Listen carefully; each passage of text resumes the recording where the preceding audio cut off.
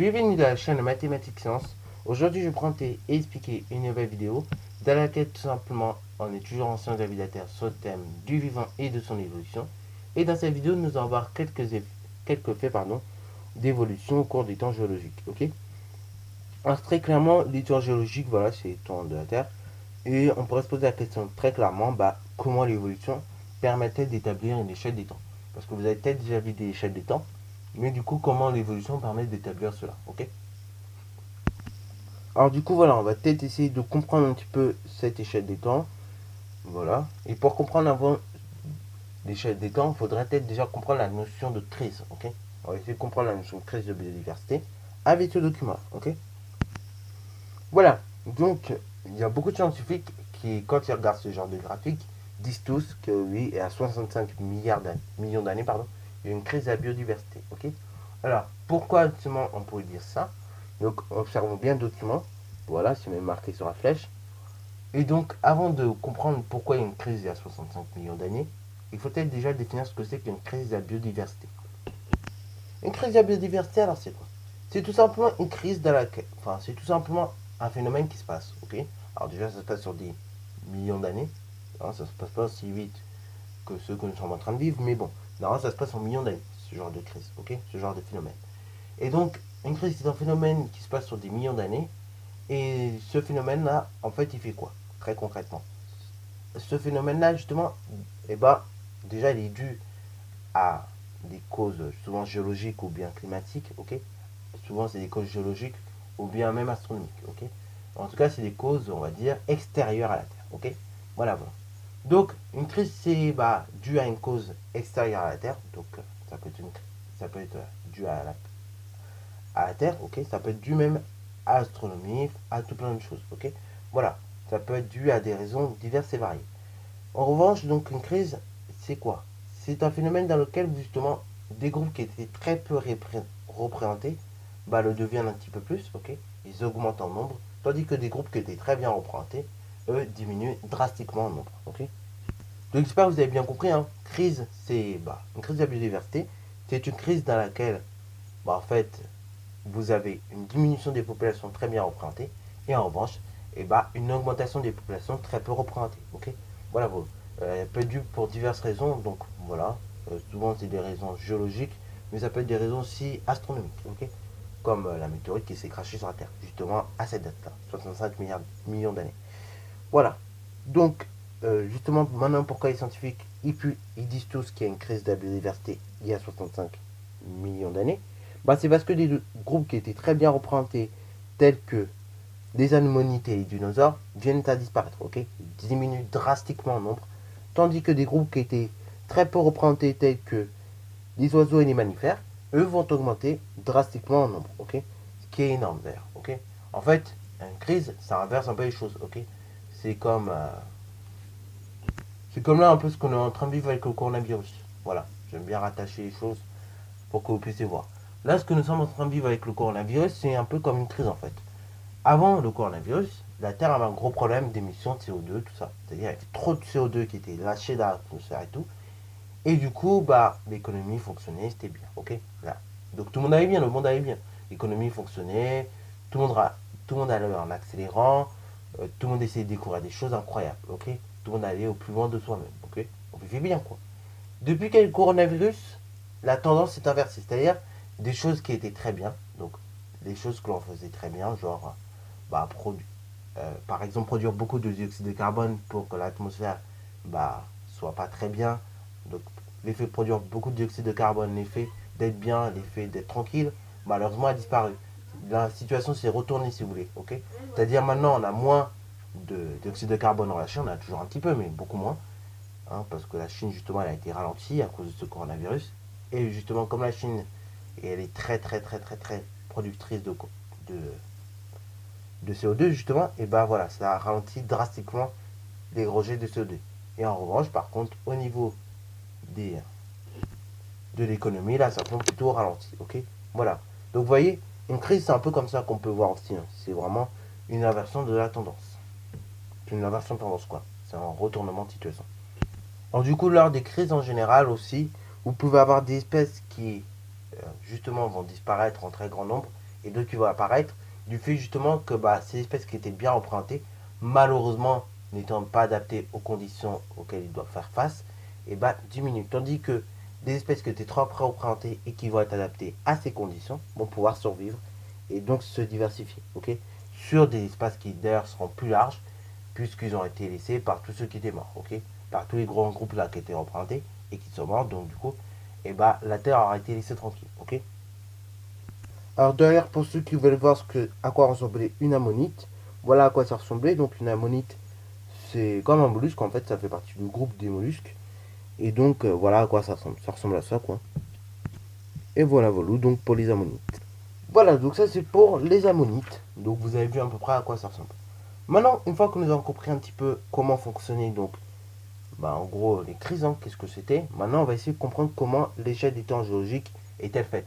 Ouais, parce qu'on a des périodes, mais on ne sait pas comment c'est. Ok. Donc voilà une échelle de temps géologique. Et donc sur cette échelle de temps géologique, qu'est-ce que l'on peut constater tout de suite? On peut constater tout de suite que on a des crises, voilà. On a des événements autres que les crises, bien évidemment, comme les premiers vertébrés, premiers mammifères, ainsi de suite, qui sont représentés. Et en fait, on peut constater, donc, dès qu'on a une crise, ou bien dès qu'on a un événement qui se passe, voilà, et en fait, on change de période, ok. C'est ce que l'on peut voir, hein. Par exemple, pour passer du Cambrien à l'autre période, ou de pré-Cambrien au Cambrien, par exemple, il aura fallu qu'il y ait un événement, ok. Voilà. Ensuite, pour passer, par exemple, de, de la période primaire à la période secondaire, il aura fallu qu'il y ait des crises, ok. Voilà, voilà. Ou bien d'autres événements qui se soient passés. Et ainsi de suite, ainsi de suite. Donc en fait, l'échelle des temps géologiques, elle n'est pas faite au hasard. C'est vraiment en fonction des événements qui se passent que l'on passe d'une période à une autre. Ok. Alors quand on dit événement, c'est pas juste l'élection du président Macron. Non. Croyez pas. Non, je rigole. C'est pas ça du tout. Quand on dit événement, genre c'est un événement terrestre, géologique, quoi. Ça provient de la Terre. Ou bien, genre ça peut être par exemple apparition d'une nouvelle espèce. Mais genre une nouvelle espèce vraiment rare, hein, qu'on n'a jamais vue. Ça peut être apparition d'un nouveau groupe. Voilà, on n'a jamais vu, ils se développent énormément. Bien évidemment, ces phénomènes-là que je vous présente, hein, pour une vertébrés, tout ça, c'est des choses qui se passent sur des millions d'années, je vous rappelle. Ok. Donc on est vraiment sur des millions d'années. Hein. Nous, l'être humain, on n'est même pas 1 million d'années. Quoi. Hein, l'être humain, ça fait seulement 200 000 ans qu'il est là, et pourtant c'est déjà le bordel. Hein, quand même. C'est grave, hein, mais c'est la vérité. Voilà, donc vous voyez, vraiment, comment le temps il est gradué en fait. Le temps géologique est vraiment gradué comme ça, en fonction des événements. Voilà, donc ça c'était pour les chaînes des temps géologiques, comment c'est gradué. Et maintenant on va terminer cette vidéo donc par un truc qui me tient à cœur, que je répète chaque année, mais bon ça vaut le coup en fait d'en parler. C'est tout simplement la disparition des espèces. Ah oui, actuellement on s'en rend pas compte, parce qu'on n'est pas. Enfin en fait on n'a pas assez de recul sur le temps. Et peut-être qu'on ne se rendra jamais compte parce qu'il est très probable que le monde change et que nous soyons amenés à disparaître. Ok. Alors je ne suis pas capsologue, hein, ou voilà, ces scientifiques-là qui disent un peu le mal de la planète là. Je n'utilise pas la capsologie et tout ça, mais bon, en tout cas, actuellement, je veux vous faire prendre quand même conscience de certaines choses. Après, vous faites ce que vous voulez. Hein. J'ai pas envie de vous prendre la tête avec ça, mais je vous faites ce que vous voulez. J'ai envie que vous soyez conscient un petit peu dans quel monde vous vivez. Actuellement, donc, depuis je crois quelques secondes, vous avez le document qui s'affiche. Vous avez quand même pas mal d'espèces qui disparaissent, comme les amphibiens, les oiseaux, les mammifères, les requins, les raies, les co-constructeurs de récifs, les conifères. Ok. Donc voilà, vraiment, vous avez beaucoup d'espèces qui sont menacées et qui sont en cours de disparition ou même d'extinction. Ok. Alors sur 79 837 espèces qui ont été étudiées, plus de 23 000, donc exactement 23 250, sont menacés. Et ce, dans tous les groupes. Hein. Tous les groupes, c'est comme ça, ok. C'est énorme, vraiment, c'est énorme. Alors, je vous assure, ce qui est très particulier avec cette crise, déjà, c'est la rapidité à laquelle elle se passe. Genre, c'est même pas des milliers, c'est même pas des... Genre, c'est même pas sur quelques millions d'années, là, comme je vous l'avais dit précédemment. C'est vraiment, ça se passe limite en milliers d'années, cette affaire. Vraiment, c'est 1000 fois plus rapide que d'habitude, ok. Au moins. Déjà d'une. De deux, ce qui est très impressionnant sur cette crise, c'est que la cause, c'est pas une cause géologique, c'est pas une cause astronomique, mais c'est une cause humaine. Depuis que 1870 à peu près. Depuis qu'on s'est mis à industrialiser le monde là, avec tout simplement l'utilisation du charbon, l'utilisation de l'électricité dans certains pays. Alors quand je dis électricité, c'est genre pas l'électricité des tablettes directement, mais je veux dire l'électricité dans le sens alimenter un pays, alimenter quelque chose, ok? Parce que oui, on peut faire l'électricité de plusieurs manières, et certaines manières où on fait l'électricité ne sont pas bonnes spécialement au niveau écologique, ok? Donc notamment dans les centrales thermiques, dans les centrales thermiques ou bien les centrales à flamme, justement on utilise du charbon, pas de pétrole, ok, du charbon ou bien des choses comme ça. Et vraiment, et ben, sur ces centrales-là, quand on peut produire l'électricité après, et ben justement, malheureusement, et ben c'est, comment dire, c'est très polluant, ok, puisque ça relâche plein de gaz. Depuis qu'on s'est vraiment mis à industrialiser le monde comme ça à partir de ces années-là, 1870, c'est là qu'on a vraiment commencé à être dans le caca, ok. Alors bon, c'est des problèmes qui sont pas récents, c'est des problèmes quand même qui datent de plus de 100 ans. Ça va faire quasiment 2 siècles qu'on a un problème. Mais vous voyez quand même à la vitesse à laquelle ça va.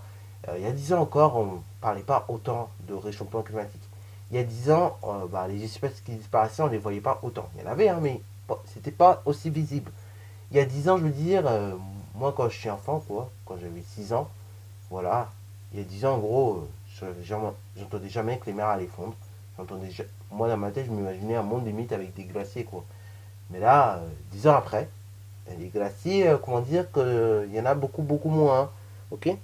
Donc vraiment, c'est ça qui est un peu impressionnant avec cette nouvelle crise.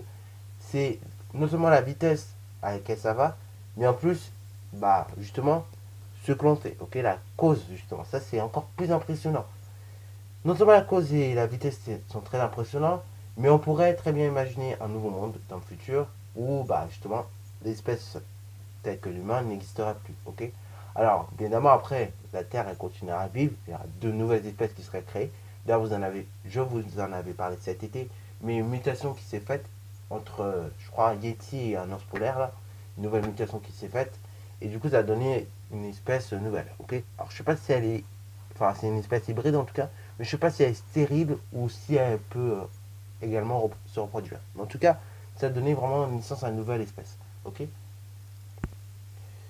D'ailleurs aussi, on pourrait imaginer un monde comme ça, hein.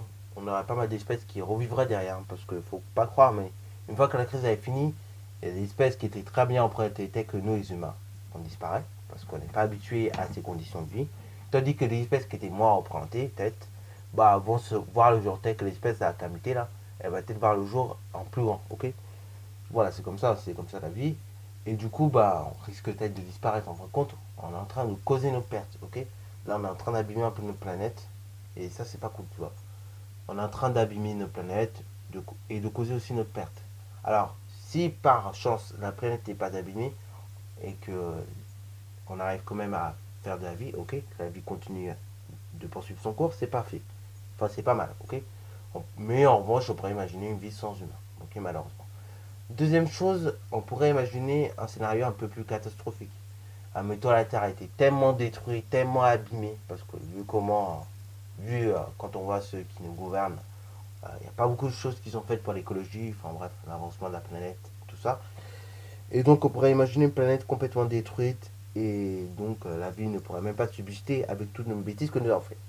Voilà, c'est comme ça, hein. Je ne sais plus si vous en avez parlé, mais donc un monde sans humain, ce serait énorme. Un monde sans humain, ce serait donc beaucoup plus d'arbres, des arbres qui seraient beaucoup plus hauts, donc qui pourraient absorber beaucoup plus de dioxyde de carbone, mais ce serait pas mal de choses aussi qui vont rouiller, telles que la tour Eiffel, ou des choses comme ça, ok. Voilà, je vous avais montré ça dans la vidéo, je crois, sur la Terre, là, l'année dernière, mais voilà. Donc vraiment, voilà, c'est pas cool ce qui se passe actuellement. Et ça, voilà, bon, il faut prendre un petit peu conscience. Je préfère vous faire prendre conscience dès maintenant, parce que c'est vous et moi qui allons faire le monde de demain, ok. Donc il faut avoir un petit peu conscience de ça, malheureusement. Et même quand on est jeune, on peut un petit peu bouger les choses. Ça bouge pas de ouf, mais ça peut quand même aider. Ok. Voilà, bon, sur ce, la vidéo est donc terminée. Si ça t'a plu, n'hésite surtout pas à la liker, commenter et bon, c'est toi en mathématiques et en sciences.